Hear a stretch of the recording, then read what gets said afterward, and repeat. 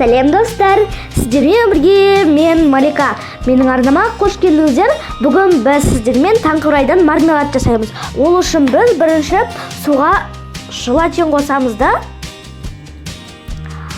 араластырып жақсылап араластыру керек. Ісінгенге дейін бір шетке қойып қоямыз. Оға дейін таңқурайды блендермен жақсылап езіп аламыз.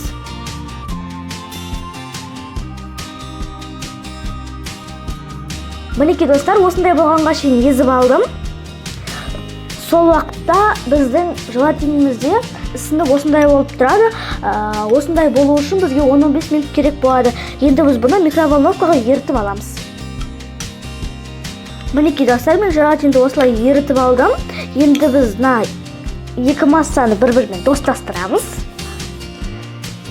Құямын ішіне.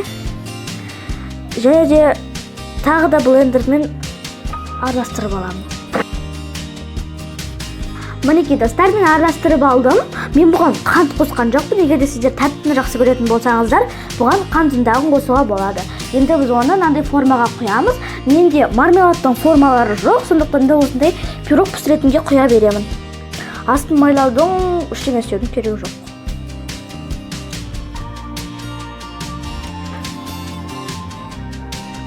Мінекей силиконды формаға құйып алдым.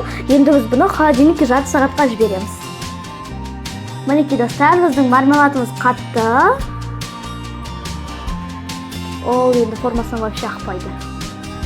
Енді біз бұны формадан шығарамыз. Мінекей достар, сонымен біздің мармеладымыз дайын. Дәмі ерекше күшті.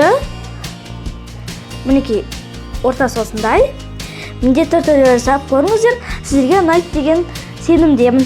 Егер де сіздерге рецепт ұнаса, лайк басып арнама жазылыңыздар. Және комментарий қалдыруды да ұмытпаңыздар. Барлықтарыңызды жақсы көремін. Сау болыңыздар. Астан болсын.